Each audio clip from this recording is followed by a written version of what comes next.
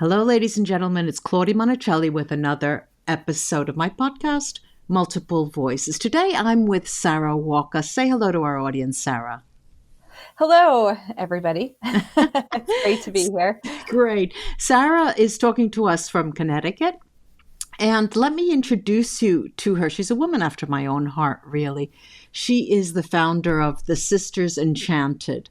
Since 2000, and we'll have her explain that, since 2016, she has helped thousands of women lean into their intuition, conjure joy, and make everyday magic. And right there, we have loaded words, and a lot of people may have, shy away from magic.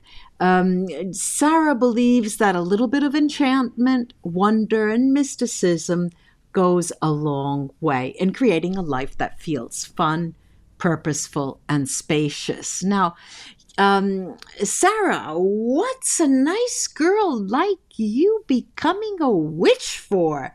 Woo! Right? My grandmother would like to know that also. Okay. She'd like the answer to that question. Was she a witch? No, my family's very Christian. Oh, Yes. Well then, double the interest in the question. Where did that come from? Out of the blue?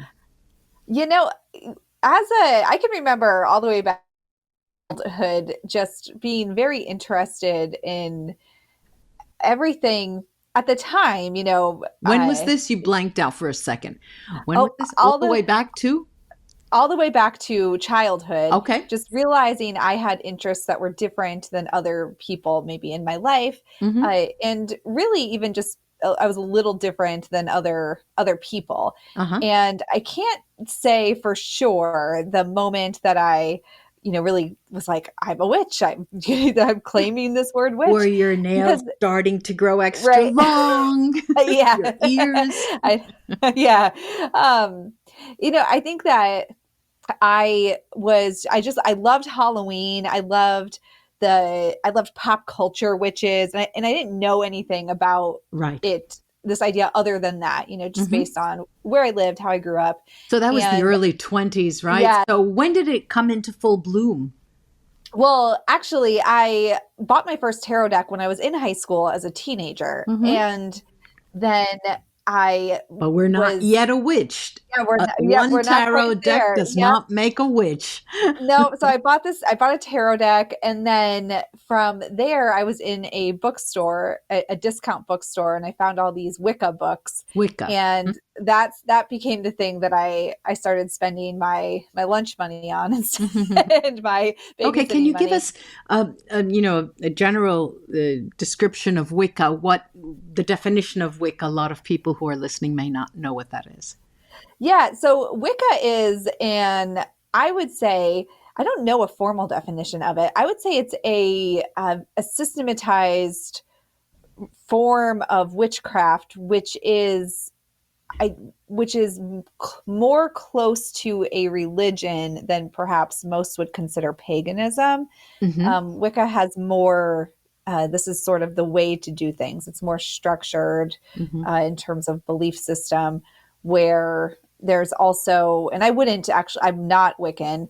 That's just where my story starts, but it is more structured, more linear in terms of common beliefs. And then we have the umbrella of paganism, which is much wider, has a lot under it. So Wicca is, if I were to say a kind of area of witchcraft that's more like religion in that it has structure, Wicca would be that, and how I view it. Well, let's just clarify. I mean, not all witches are Wiccan. Right. Witches have nothing to do with Wicca. Religion. Yeah, for sure. Which is what, as I grew, into adulthood, that's really where I found myself. I realized, oh wait, there is this whole world out here, and this stack of books I bought from this one bookstore is not the be all. Oh, they must have been happy every time they saw you. Yeah. Oh, she's back. Let's raise the prices. Right. And then I don't know, it's sort of just morphed into who I am over time. I when I was in college, I have an English degree, but I minored in sociology, focusing on women's studies mostly, and then went on to become a teacher. Mm-hmm. And through all of this, I think just learning about women and myself as a woman, and taking this spirituality that I had developed over time, came to this being of a witch, and the word witch Okay, for me. so let's say that you are painting a picture of witches as feminine. Not for me, right? Yeah, Right. you're right. I am painting that picture totally. Mm-hmm. There are plenty of male witches. I tend to circle with women, and on the internet find Mm-hmm. myself with women. But it did have that idea for me, as historically women who were condemned for being witches, Uh-huh. Burned at the stake. typically, right, were typically women. There were, of course, men also. Yeah. Well, the But definition, if you open Webster's, it'll say warlock for a male witch, but it sounds like something out of the Middle Ages, really. right, no one ever says that warlocks burned at the stake. It's always the witches burned at the stake. Right. And I think too, living where I live in Connecticut, the first person who was tried and killed for witchcraft in the U.S. was in Connecticut. Mm-hmm. And then, the Salem witch trials, which really had nothing to do with witchcraft whatsoever, Right. as we know historically. But living so close to that as I do, we learned about it, over and over again in school, because it was like considered local history for us. So I think that definitely impacted my view of the female aspect too. Uh-huh. Now, you mentioned to me the Sisters Enchanted, and your website, I believe, is, or your YouTube channel is the Sisters Enchanted, and your website too, the Sisters Enchanted, and the Instagram, the _sister_ enchanted. Now, that is a cult, an association, a group, what is it? Right. Yeah, we teach online courses is what we do. What we are is a community of women. We're 99% women, all around the world, who participate in the different things that we have to offer. And we've gathered in person, done live events. Give me an example. Give me an example. One of the most recent things you've done. Yeah, well, we teach online all the time, so that's always ongoing. Okay. We always have courses. And then recently, the beginning of just a month ago, a small group of us met up in Salem, Massachusetts, all came together for an event there and spent the day together. And it was great to see people for the first time in person after a few years. Yeah. But what we do online is we learn together. We have a community of teachers and contributors and healers. And we have this cool program where we meet together at the new moon, the first quarter moon, the full moon, and the third quarter moon, and work on, it's a combination of this witchcraft and all of the spiritual tools, we all love, but also how are we using that in our daily life and actually let's growing. Say one thing that is high on the agenda of groups like this are intentions. And when you teach, I imagine that is a key word in your courses, wouldn't it be? Oh my goodness, it is. It's the thing I probably talk about the most. So now let's talk about intentional and lunar living. Since you mentioned these 4 stages of the moon, what is lunar living? Yeah, well, the moon, it presents us with a rhythm, a universal rhythm that we can all see in the sky. And it invites us to, I think, take stock of our own energy, the energy around us, and where we are in a cycle. And I think the world that we live in, we're so prone to just trying to get everything done in a day. And especially here in America. The moon is so small, right? The moon, this universe, in this our galaxy, right, is small. Maybe we shouldn't talk about universes. There's so many other things out there. But what are the things that are done on the different phases of the moon? Or what would it be? I mean, when do you cut your hair? When do you, Yeah. what communicate Yeah. more? Well, so we look at the moon phases in terms of our like kind of the energy we present. So at the new moon is when we're setting intentions. The first quarter moon is when we're taking our action on them. The full moon is when we're doing the shadow work and What understanding, is shadow work? it's so many good questions. Shadow work is the looking at the parts of yourself that you are not seeing that are impacting your future. So the parts of yourself you might be pushing down, or the stories Would that we you're not say that they acknowledging. represent our fears?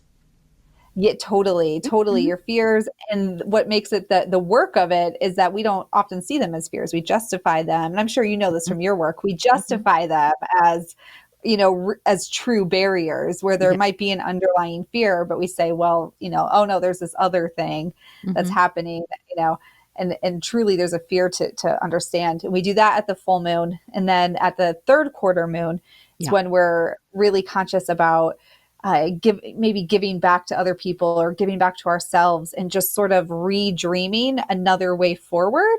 Because I think that we tend to get really stuck in one way, that we think an A outcome should pattern. be, Yeah. A but pattern. there's not one way. Yeah. And so the moon allows us to do this. And then when it comes to like cutting your hair and things, there's all different points of view on that. It's, do you want it to grow longer, or faster? Do you want it to not grow Mhm. as fast?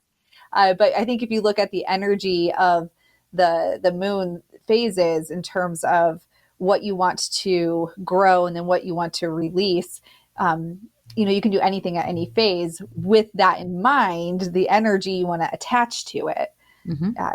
there. Um, so, I asked this because I thought that might be prominent in your courses online. Is that, I mean, do you, because people come to you who are not witches, or who are tarot readers, or who are, heard from a friend of a friend, but maybe they're just not sensing their power as witches. Is that true, or not? Yeah, in some cases, I would say we have probably 3/4 of folks who come to us are interested in tarot Hmm. or are interested in crystals, or something like that. And about a quarter are people who have either studied some form of like a Wicca or a paganism, or have claimed the word witch outside of a framework in a way, and are just looking And what do for you mean by that? community. Well, when we look at the word witch, and when Hmm. you look at Wicca, for Right. example, there is this kind of structure to it. And even in paganism is so broad that it's challenging to say that there's one structure. But Hmm. there are, there's the wheel A of the frame of year, reference. and We're talking about right frame there of reference. there are, there's mythology, there's all sorts of things that can fall under there. And there are some folks that I've met, who don't want, they don't want anybody else's stories. They don't want any prescribed anything, and Uh-huh. they see the power in being a witch as solely being themselves without anything attached to it. So as you said in the beginning, buying a tarot deck doesn't make you a witch. And that's, this idea of being a witch outside of anything Hmm. else. So about a quarter of the people Hmm. are already like somewhere in there. And most folks come to us though with an interest in tarot, or Yeah. something along those lines first. When when we talk about witches and magicians and things, like we're talking about the tarot, the magician card, when you see that, you usually talk about manifestation. Um, when you suggested to me the topic of things that could go wrong with manifestation, how and why they go wrong. Maybe we could talk about that. Yeah, I think this comes back to that word intention. Mm-hmm. I think there is a idea around manifestation of creating something you need right now. Like you need more money, or you really feel like you need a partner who Right. is a stronger relationship partner or something. Right. And folks try to manifest from almost a place of desperation, I find pretty often, like really desperate to receive something. And Okay. I think, yeah, I think that's where you go wrong, because even if you receive something, but then you find it's not the right thing, or it falters, a week later, and it's not what really we need to manifest, I think, is our true selves, or a place from a place of our true Well, selves, give and me doing a that shadow specific work. example. Maybe you can invent a client or invent someone who came to you, and you can talk more specifically about it. It will be easier for us to understand. Yeah, well, money is a huge one, and folks will want to manifest, maybe $1,000 to replace an appliance, or to buy something, or go on a vacation, or whatever. And what they get is, perhaps they'll get the $1,000, a surprise work bonus or something, but then the next day another appliance breaks. So they still didn't fix the first one, and now they're out the money on the next thing. Or they really want to manifest their spouse or something, to love them in a different way, or communicate differently. And so, something happens, and for a week there is better communication, but then that partner I've seen where the partners turn around and ask for a divorce then a month later. Yeah. And I think that's really where that place of desperation, and not knowing your true self, or trying to manifest based on some other expectation, that, like, a societal expectation, instead of what you truly desire, based on your own. So how could we fix it? Why did it go wrong? What was, what went wrong, and how did it go wrong? You explained a little how, but to fix it, what could that person have done differently? Understand their intention and why it's their intention. If the intention is to have $1,000 to replace an appliance in your house, why don't you have that $1,000 to begin with, would be the question to ask. And that is where the manifestation comes in, manifesting the courage to look at your finances, manifesting the resources to understand money. And it's that manifestation that's going to make the $1,000 appear again and again and again in the future. Okay, now wait rather than manifesting. Here we have all our listeners are crying their eyes out now, and they've been praying and manifesting intentions, and they're thinking, I've been doing it all wrong. That's why I'm not making any money. So on the one hand, you're saying it just doesn't fall to the sky. If it does fall from the sky, you did something wrong. So it's going to easy come, easy go with that $1,000. Let's use a different example. All right. Let's not money. Another topic. Yeah. Well, another one I see is manifesting health. It's typically, I always see, like, relationships, love, money and health, or health. Yeah, that's what I always see. And with health, somebody will want to manifest like weight loss, and looking for that weight loss. And I've seen the exact example where what happened was somebody did lose weight, but they had a parasite, and that's what caused the quick weight loss, Oh, dear. And and I mean, that doesn't happen. I mean, that's obviously not happening for everybody. Of course. And I think that the folks who have long standing, though, when we think about manifestation, and people who really have this power to create miracles out of thin air, I think it's because they're manifesting, like, the roots to solve the rest of the manifestation, which is, in that case, with health. Back to this example of the person who wanted to lose weight. How could she have manifested it differently? Yeah. Well, what she did the next time was manifested a healthcare team that actually cared about her, because this person really needed to lose weight for medical reasons, not body image reasons. Like, medical reasons, needed to lose weight. And her doctors just kept saying, lose weight, eat a Mediterranean diet, lose weight. But there was nobody supporting her, nobody really guiding her in this. And she had no idea how to break these habits. And so what she did was focus on manifesting healthcare providers who care, who can truly support me. And you know what? She got that healthcare team, and made all kinds of health changes and, diverted diabetes and heart attack and all of these things without a parasite. That's interesting. Do you have clients or people who come to you that are under the age of 18? Young No. adolescents? Yeah. No. No, we specifically don't work with minors. And I think that just from my teaching background too, it's something that I find that, people don't really know themselves until they're in their mid-20s. 50s. yeah, right? 60s. Like, you really don't know yourself till later. Yeah. So I think a minor is somebody under 18.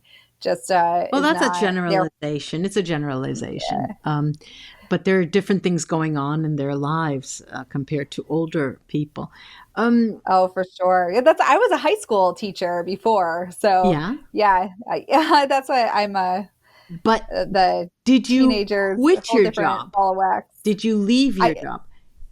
Yeah. And what was that? The moment, that of reckoning when you said, "Okay, this is it. I'm closing the door there and just opening another door." What happened? Yeah. Well, I've done this twice. When I was out of college, I was a sales rep for a big candy company here in the U.S. Oh, how sweet. Yeah, it was a great job. I had a company car and I had all kinds of student loans from college. And I had this moment of like bills. Student loans from school. And I did. And I had this moment of thinking that, I'm not doing anything to help the world. And I quit and went to graduate school to get my master's and be a teacher. A couple weeks later, did that. And I loved what I did, loved working with kids. I mostly worked with kids who had struggles learning.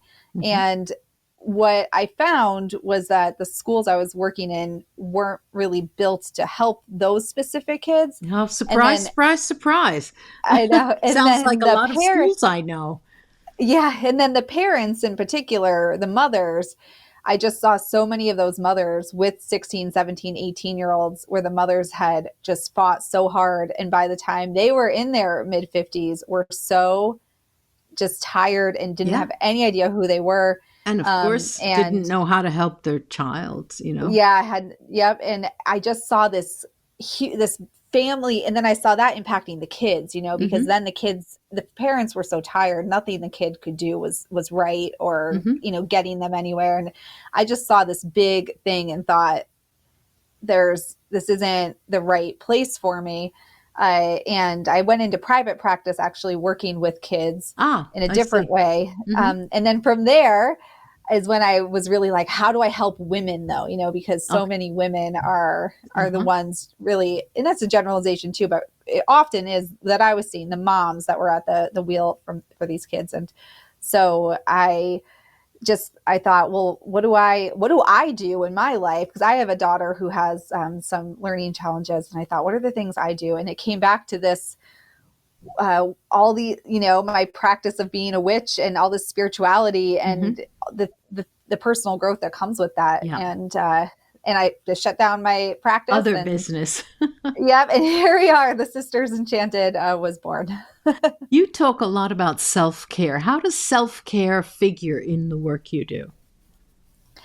It figures into the work I do in that I find that it's sort of along the lines of shadow work, that folks will tend to, do a lot of self-care type things that aren't really self-care. For example, it's very big here in the US anyways, as you may know, that there's a big wine culture with women, and women, and don't get me wrong, I love a good glass of wine, but there's also this idea that, it's the end of the day, and I'm going to drink like 4 glasses of wine to relax.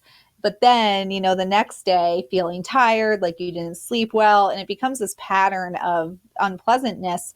And it's often those things like that done in the name of self-care, or, going shopping on a Saturday for stuff you probably don't need. You just don't want to be at your house doing the things. Concept a definition. What is self-care?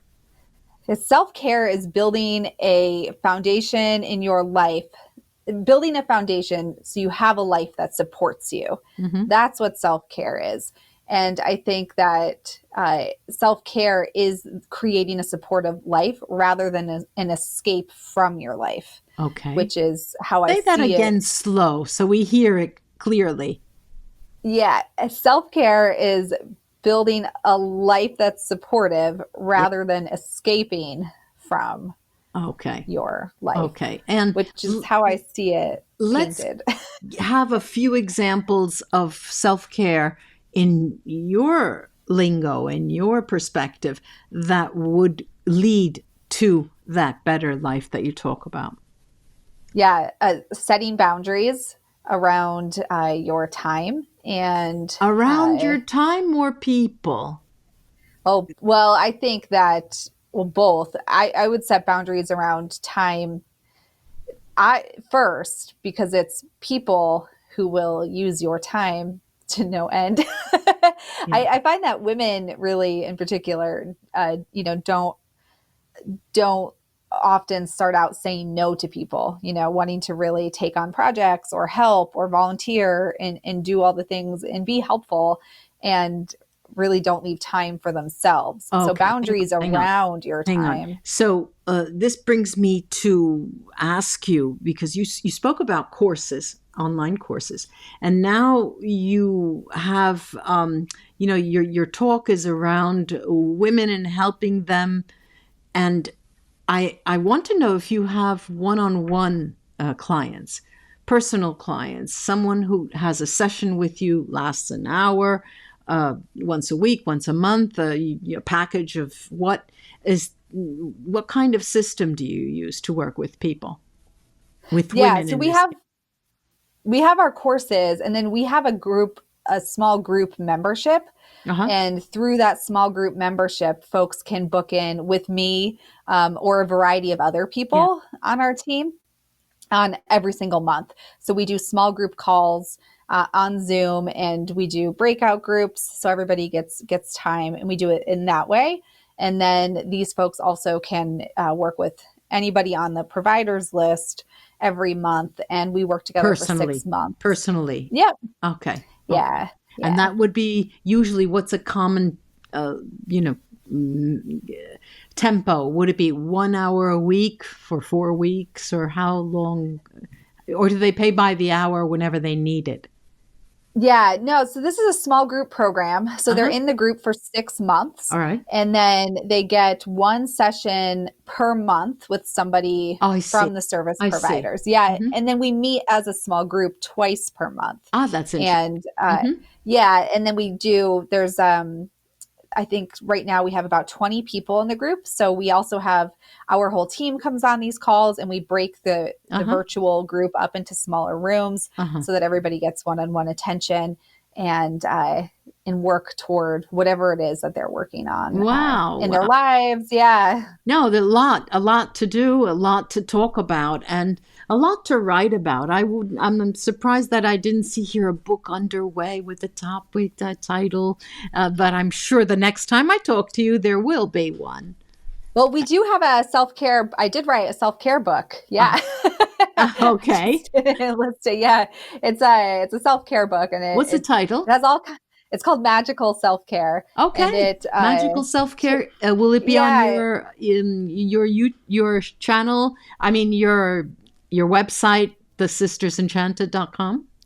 Yeah, it should be able to be found in all of the places, but it's full of like self-care tips around crystals and tarot, but it also has all these structured things that I like to talk about, like setting boundaries and saying no to people. Come on, some more.